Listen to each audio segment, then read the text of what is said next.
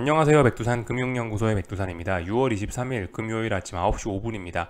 미국 증시는 상승 마감을 했습니다. 유럽은 하락 마감을 하긴 했는데 하락으로서의 의미보다는 뭐 양봉으로 마감하거나 아랫꼬리가 길게 달리거나 하는 식으로 낙폭을 좀 많이 줄이는 모습으로 마감이 됐기 때문에 지금 이제 우리가 생각을 해볼 수 있는 거는 미국 증시나 유럽 증시나 혹은 오늘 한국 증시나 지난 일주일, 이번 주 내내 좀 시장이 조정을 했잖아요. 상승 추세 중에 조정, 계속 하락을 했잖아요. 일주일 정도. 어젯밤 미국 증시 상승, 유럽 증시가 낙폭을 되돌리는 걸로 봐서 이제는 그 조정을 끝내고 다시 재상승을 시작하는 것이 아닌가라는 생각을 좀 해봐야 될 때인 것 같습니다.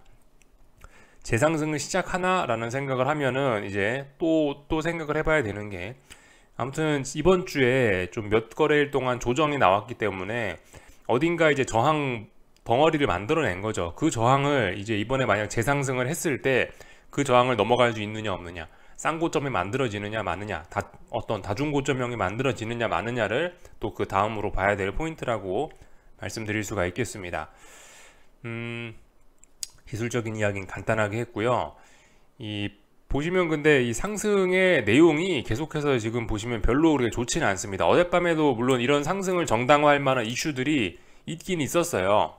그런 이슈들이 있긴 있었는데 계속해서 보시면 주식시장은 그런 이슈의 영향을 받는 그런 좀 논리적이고 뭐 좀 차분하고 어떤 합리성에 가까운 그런 움직임보다는 그냥 어떤 투기적인 움직임에 어떤 그 투기성에 의해서 움직이는 게 조금 더 큰 것 같습니다. 계속해서요.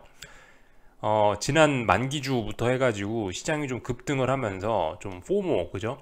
Fear of Missing Opportunity라고 하죠. 돈 벌 기회를 잃을까봐, 돈 벌 기회를, 나 빼고 세상 사람들이 전부 다 돈을 벌까봐 무서워서, 쉽게 말해 탐욕 때문에 증시가 좀 올라가는 그런 모습을 만기주에 이어서 계속해서 보여주고 있는데요. 하여튼 어떤 그런 만기의 영향, 뭐 그런 투기적인 영향이 좀 오래 지속되고 있다라고 보여집니다.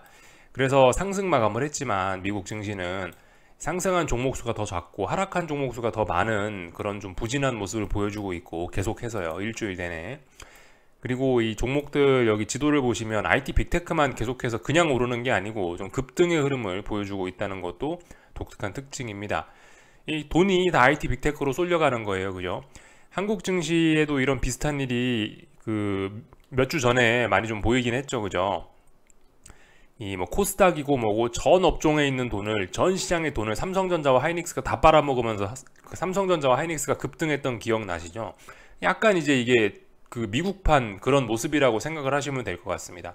전통적인 친구들에서 돈이 싹 빨리면서 IT 빅테크로 들어가는 이런 모습들 계속해서 나오고 있습니다. 그렇기 때문에 이 전통적인 친구들이 많이 포함이 된 지수들은 축축 처지는 모습을 보여주고 있는데 대표적인 게 이 러셀 지수죠. 러셀 지수는 보시면 중요한 지지선이 여기쯤인데 지지선을 어젯밤에 지지력을 테스트했습니다. 물론 아랫꼬리가 달려서 약간 반등을 하긴 했지만 지지력이 강한 것은 아니죠. 그죠? 그래서 이런 식으로 뭐 쌍고점을 만들어낼 가능성이 자꾸 슬슬 생기고 있고요.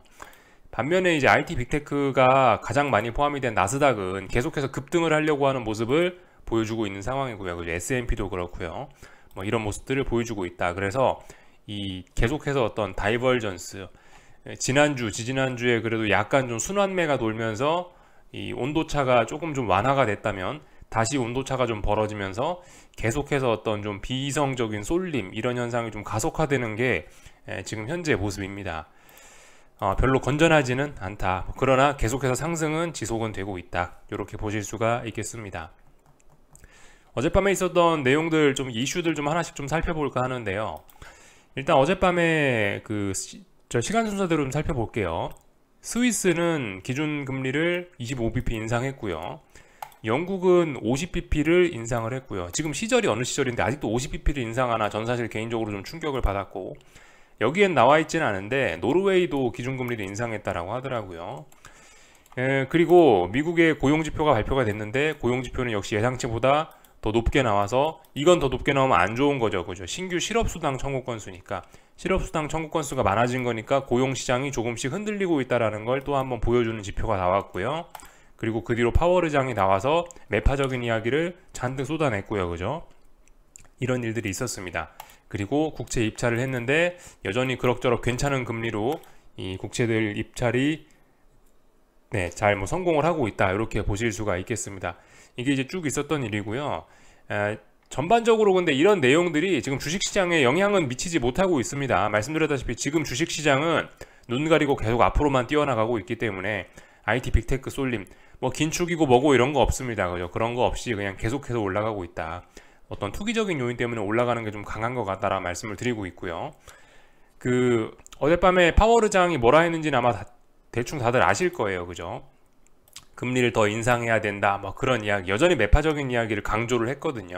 자세한 내용은 보지 않겠습니다. 뭐 맨날 하던 이야기만 하기 때문에 하여튼 매파적인 이야기를 쏟아냈는데 그래서 이 원래 매파적인 이야기를 쏟아내면 이제 전통적인 반응이 어떻습니까? 매파적이다. 그러면 금리가 올라가야 되고요. 그죠? 전통적이다 그러면 달러가 올라가야 되고 그리고 IT 빅테크는 떨어져야 되고 나스닥이 떨어져야 되고 뭐 거의 그 주식시장은 전업종이 전반적으로 약세를 보이는 게 어떤 일반적인 현상이라고 할 수 있겠습니다. 근데 어젯밤 같은 경우는 일단 달러와 금리는 좀 올라왔는데요.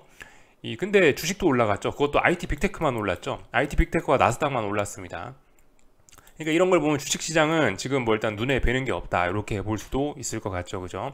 이런 모습들이 나타났다. 긴축 우려가 없는 건 아니다. 금리와 달러가 어젯밤에 크게 올랐는데 그런 걸로 봤을 때 긴축 우려는 있는데 주식시장에는 그런 게 반영되지 않고 오히려 역으로 완화에 대한 기대감으로 오르는 것 같다라는 그런 모습이 보이기도 합니다. IT 빅테크만 급등하는 건 완화에 대한 기대감 뭐 그런 게 나타날 때 IT 빅테크만 올랐잖아요. 그죠? 그런 모습들이 나타나고 있다. 굉장히 독특한 점이다라는 거 좀 일단 살펴봤고요. 영국이 50bp 인상했다라는 건 사실 좀 충격적이긴 했습니다. 개인적으로. 물론 이제 CPI가 굉장히 높았기 때문에 이런 게 정당화되긴 하는데 제가 이런 거에 놀란 거를 보면 저도 상당히 좀 비둘기적인 좀 그런 전망을 좀 갖고 있었긴 했나 봐요. 뭐 지금 상황에서 50bp나 올리겠어. 지금이 어느 시절인데 50bp를 올릴 거야 라고 이게 막연히 생각을 했는데 아무튼 뭐 필요하면 올려야 되겠죠. 그죠? 네. 영국의 50bp 인상이 그 시장 참가자들한테 또 그리고 채권 시장 특히 환율 시장의 참가자들한테 좀 충격을 좀 준 것 같습니다. 주식 시장엔 별 영향을 미치진 못했지만요.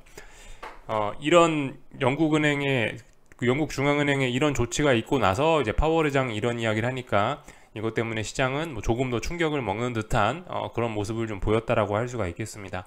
약간 시너지 효과가 난 거죠. 그죠? 영국도 뭐라 그러고 파월도 뭐라 하니까 둘이 시너지 효과가 나서 좀 긴축 우려가 좀 심했다 이 정도로 볼 수가 있겠고요. 그래서 이쯤에서 좀 잠깐 달러와 금리를 보면 달러가 좀 크게 올랐고요. 그리고 금리도 좀 크게 올랐습니다. 그래서 달러와 금리에 관해서 좀 먼저 좀 이야기를 할까 하는데요. 달러 인덱스는 지금 보시면 지금 여기 어딘가 102 초반부에 어떤 의미 있는 지지력을 지금 만들어내고 있습니다. 쌍바닥 가능성을 이야기할 수 있는 그런 상황이 됐어요. 그래서 이번에 잘 봐야 되는 게 뭐다 계속 말씀드리지만 지금은 계속 저점대가 같았는데 이렇게 이제 저점이 높아지는 그런 시기가 오는 게 아닌지 잘 봐야 된다라 말씀드렸죠. 그죠? 지금 사실 어제 영국이 금리 인상을 50bp를 했다는 거 또 그리고 스위스가 25bp를 올리고 노르웨이가 막 금리를 인상하고 그런 건 사실 달러 약세 요인이죠. 그죠? 유로존이 매파적이다. 그러면 달러 약세 요인이 맞는데 그럼에도 불구하고 일단 달러는 반등하지 않습니까? 그죠? 그리고 저점을 이번에 지금 높일 가능성이 있는 것으로 보아 달러는 잘하면 이제 추세 전환 또 할 수 있지 않겠느냐 라는 가능성 우리 좀 생각을 해봐야 되겠다라는 겁니다. 그래서 일단 달러가 지금 일단 좀 의미 있는 바닥을 만든 것이 아니냐라는 의문이 드는 그런 자리인 거고요. 달러 이야기 이 정도 하면 될 것 같고 금리는 어떻게 됐냐면은 금리는 지난번에 이제 제가 이런 식으로 삼각 수렴형을 이야기를 해드렸고 삼각 수렴형이 아래쪽으로 붕괴가 됐기 때문에 이제 아래쪽으로 좀 가능성을 좀 이야기를 해드렸었는데 근데 빠져야 될 자리에서 어젯밤에 또 급등을 했단 말이죠.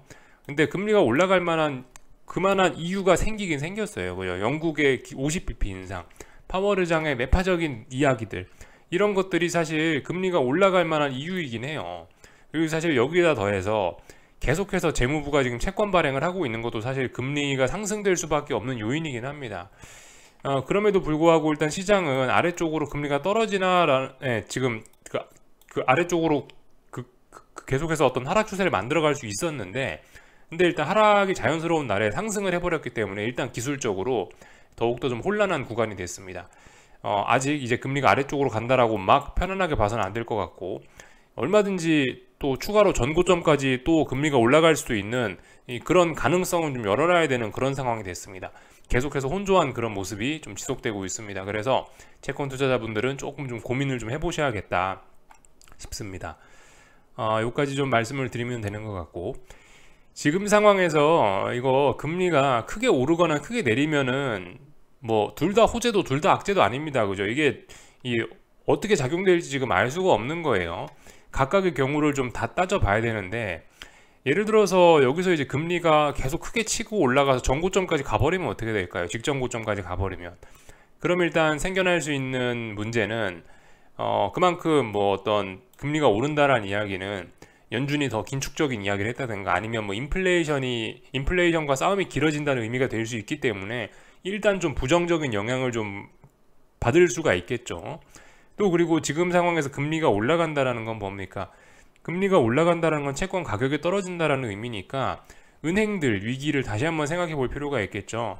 지난 3월 달에 이 자리에서 SVB 은행이 망하고 그랬을 때 은행이 망한 이유가 뭐예요? 금리가 올라갔고 채권 가격이 떨어져 가지고 그 은행들이 가지고 있던 채권들의 평가 손실이 발생해서 결과적으로 SVB가 망한 거잖아요. 다시 그런 일이 생기지 않으란 법이 없다. 이 레벨대에서 은행들이 몇 개가 무너졌지 않냐. 근데 다시 이 레벨대로 올라오면 물론 이때보다 충격은 좀 덜할 수 있을지 모르겠지만 그래도 은행들의 상당한 큰 부담이 될 수 있겠다라고 생각해 볼 수 있겠죠.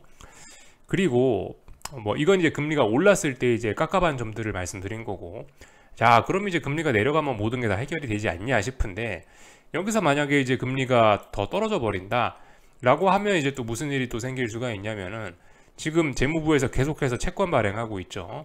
미국 10년물 국채금리 혹은 어쨌든 미국 재무부 채권의 금리가 떨어진다라는 이야기는 그만큼 그 채권의 매력이 떨어진다라는 이야기 아니겠습니까? 그죠? 그나마 지금 시장이 잘 버티고 있는 거는 말씀드리다시피 재무부의 대규모 채권 발행을 연준의 RRP 계좌에서 이렇게 좀 돈을 흡수하고 있기 때문에 지금 유동성을 흡수하는 충격이 좀 덜한 걸 수도 있다고요. 그래서 시장이 잘 버틸 수도 있는 건데, 만약에 여기서 이제 재무부의 그 재무부 채권들의 금리가 만약 떨어져 버리면은 RRP에 있는 돈들이 일로 나오겠습니까? RRP에 있는 돈들이 계속 RRP에 묶여 있겠죠. 그러면은 시중의 유동성이 온전하게 다 재무부로 빨려 들어가게 될 겁니다. 이렇게 되면 문제가 좀 심각할 수가 있겠죠. 유동성만 갖고 오르는 시장인데 유동성이 빨리면 큰일 날 수 있잖아요. 그죠? 그러니까 지금 상황에서는 차라리 이게 제일 좋을 수 있다. 여기서 금리가 크게 오르거나 크게 내리면은 이도 저도 안 된다라는 거 좀 잘 좀 생각을 해봐야 되겠습니다. 또 그리고 금리가 떨어진다라는 건 한편으로 또 경기가 안 좋다라는 걸 또 이야기를 하는 것일 수도 있기 때문에 하여튼 이런 상황에서 금리는 적당히 박스권을 그리기를 모두가 기도를 하는 게 가장 좋은 상황이긴 하죠. 근데 아무튼 지금 박스를 그릴 것 같지는 않아 보입니다. 조만간 여기가 박스권 안에 작은 박스권인데 이 조만간 이제 어딘가로 또 가려고 지금 또 꿈틀꿈틀하고 있으니까 시장이 좀 조만간 또 다시 좀 혼란스러워질지도 모르겠습니다. 하여튼 채권 금리가 채권 시장 변동성이 이렇게 좀 굉장히 컸었는데 한동안 채권 시장 변동성이 이제 좀 줄어들었단 말이죠. 그래서 또 주식 시장이 안정된 것도 있었는데, 얘네의 변동성이 만약 다시 커진다라고 한다면 위든 아래든 그럼 이제 다시 또 주식 시장이 좀 흔들흔들할 수 있다. 그리고 지금은 더욱 부담스러운 게 이런 구간에서 주식 시장은 그나마 가격적인 메리트라도 있었죠. 많이 안 올라서.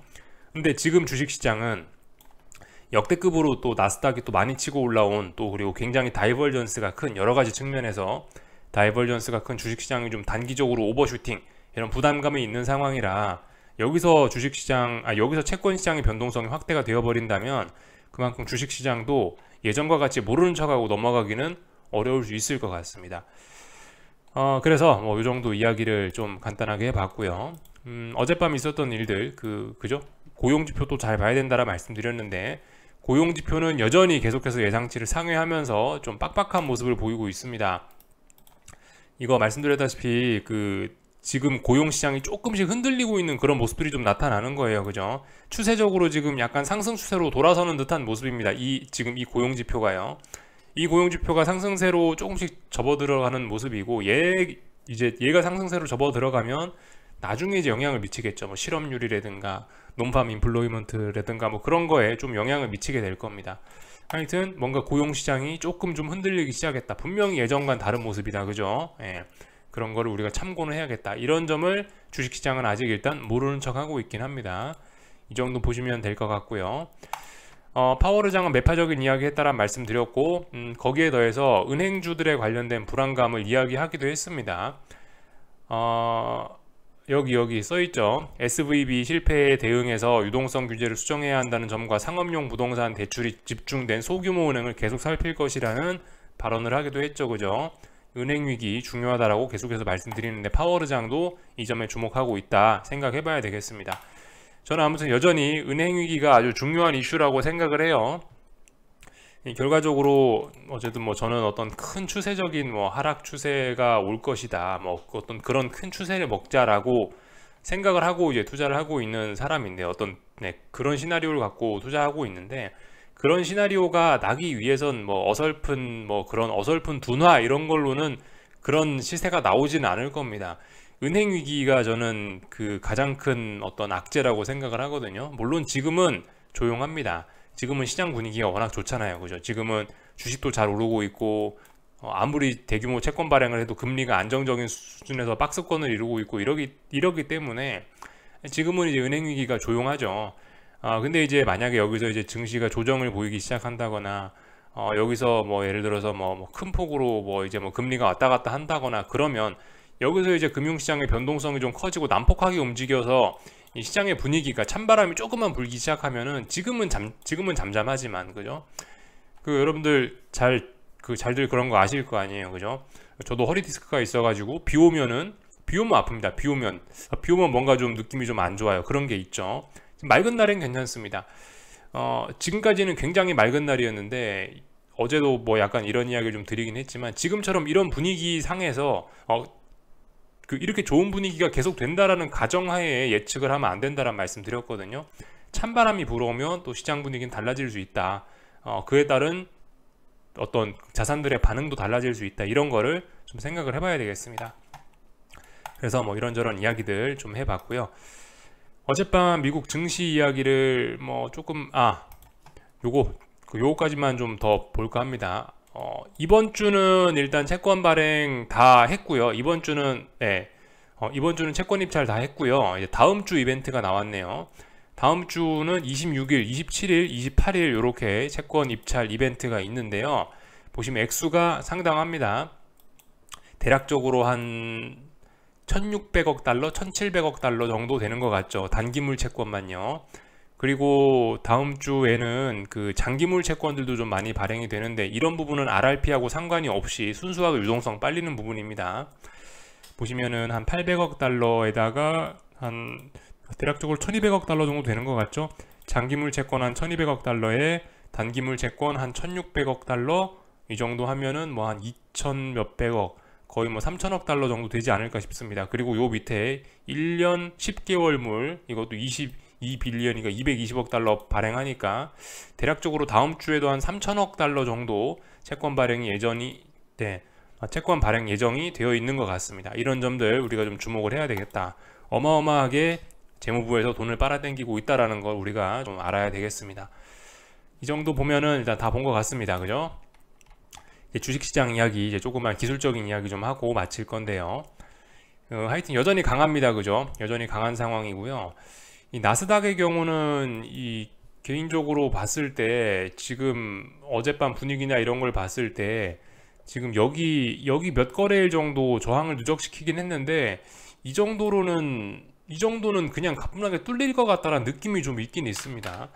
이 조정이 조금 좀 많이 나와야 다음번에 올라갈 때 여기를 못 넘는다라고 이야기를 할 수 있는데, 솔직히 지금 상황에서 나스닥은 아직까지도 일단 좀 멀은 것 같다는 생각이 듭니다. 물론 여기 저항이 있긴 있는데요.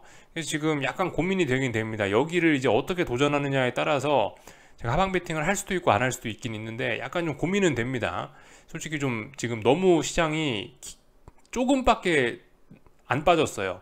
코스피, 뭐 러셀 지수 이런 것들을 보시면, 독일 지수 이런 것들 보시면 거의 뭐 비율을 들였을 때 거의 뭐 2까지 빠졌잖아요. 나스닥은 얼마 빠지지도 않았단 말이죠. 그리고 벌써 전고점 부근이에요. 그렇기 때문에 얘는 자칫 잘못하면 뚫고 올라갈 것 같다라는 생각이 좀 있긴 있어서 일단 개인적으로는 조금 좀 망설일 것 같긴 합니다. 어쨌든 나스닥 하방을 해보고 싶다라는 생각이 있어서 그 나스닥을 계속 쳐다보고 있긴 한데 일단 너무 좀 강하다라는 느낌이 있어요. 그래서 일단 좀 보고 결정할 겁니다. 여기가 저항이긴 저항이니까 잘 쳐다보긴 잘 쳐다볼 건데 어떻게 이 저항에 도전하느냐에 따라서 진입할 거냐 말 거냐를 좀 고민을 할 거다 하방은요. 일단 뭐 이 정도로밖에 말씀을 못 드리겠습니다. 좀 지켜봐야 알 것 같아요. 저도 지금 상황은 뭐 아직까지 뭐 뭔가 뭐 이렇다라고 확신을 가질 뭐 그럴 자리가 아닌 것 같아서 일단 좀 가능성을 열어놓고 이렇게 말씀드릴게요.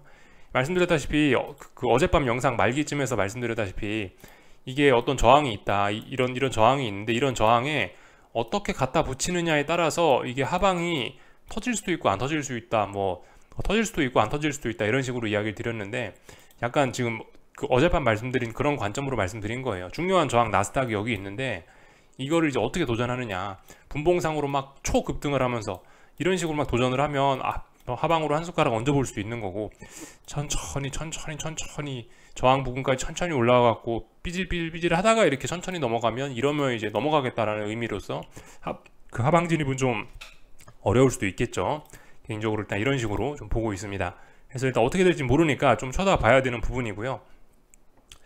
하여튼 미국 증시는 강하다. S&P도 솔직히 조금 좀 강해 보입니다.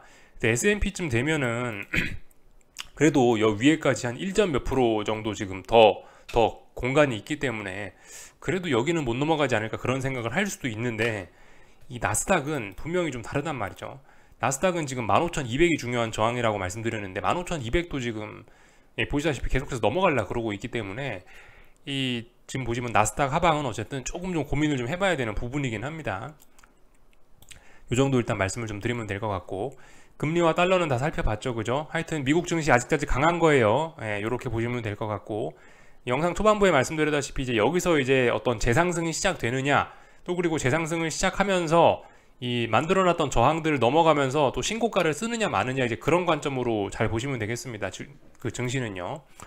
이렇게 말씀드리면 될 것 같고 이 달러와 금리 뭐 이런 애들은 특히 달러는 혹은 유로화는 지금 중요한 자리에 와 있죠, 그죠? 지금 주식시장과 비스무리하게 얘도 여기 어딘가가 지금 보면 대충 무거운 저항이죠, 그죠? 다시 무거운 저항 부근에 왔습니다.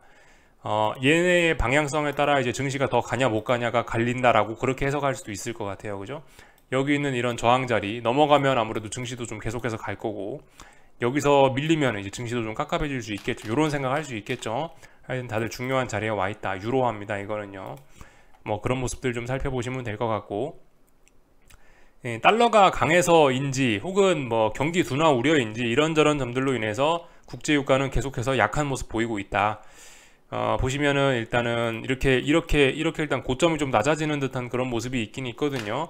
그래서 국제유가는 아무래도 이 결과적으로 하락으로 전환되지 않을까 싶습니다. 66달러, 67달러가 아주 중요한 박스권 하단인데 이 자리를 별로 일단 지킬 것 같지는 않아 보이는 듯한 느낌입니다. 근데 아직 박스권이니까 뭐 일단 이야기는 하지 않을게요.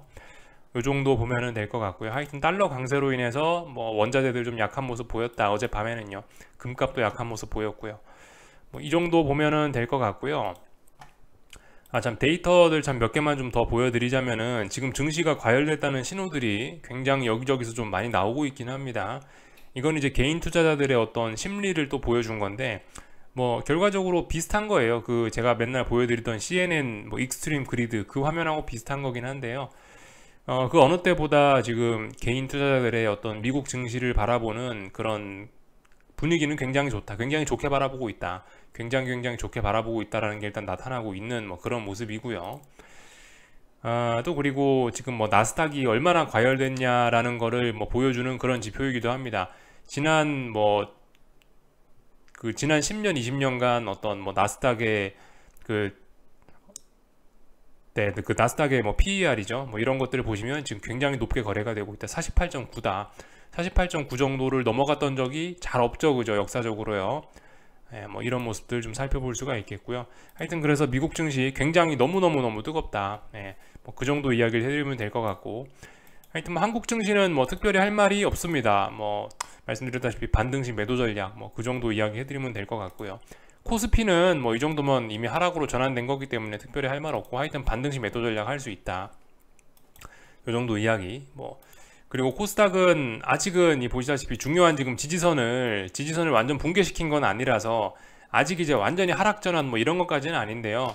근데 이번에 지금 여기 말씀드렸던 1365를 지금 못 넘었기 때문에 하락 전환으로서의 가능성은 충분히 있는 상황이긴 합니다. 일단 뭐 반등식 매도 전략 뭐 그런 이야기 정도 할 수 있겠고요. 환율은 잘 올라가고 있네요. 그죠? 아무래도 이 추세 전환 인정해야 되겠고, 이게 좀 이제 굳어지는 그런 모습이죠. 그죠? 여기까지 이렇게 하락을 했었고, 이 하락이 끝나고 이제 상승 추세로 다시 전환되는 그런 모습입니다. 상승 추세 초창기가 좀 중요한데, 그런 초창기를 지금 잘 버틴 것 같습니다. 하나 둘 셋 3거래일 동안 잘 버티면서 일단 잘 올라가고 있다. 이 정도면 아마 상승이 굳어지고 있다 싶습니다. 하지만 위쪽에 지금 오랜 박스권으로 인해서 저항들이 워낙 많기 때문에 움직임은 좀 답답할 수도 있을 것 같다 싶긴 합니다. 뭐 이 정도 말씀드리면 될 것 같고요.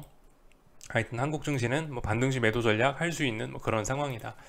계속해서 말씀드리다시피 지금 어떤 추격 이런 거는 좀 안 좋은 것 같습니다. 뭐 내가 상방을 보든 하방을 보든 간에 뭐든 막 지금 급하게 뭐가 진행될 거야 라고 생각해서 막 당장 뭐를 움직이는 거는 별로 좋은 전략은 아닌 것 같고, 천천히 뭐 내가 상방을 보든 하방을 보든 하여튼 지금은 좀 답답한 구간이니까 이런 구간에서 매집, 내가 생각하는 포지션을 매집해 보는 게 좋은 전략이 아닐까 싶습니다.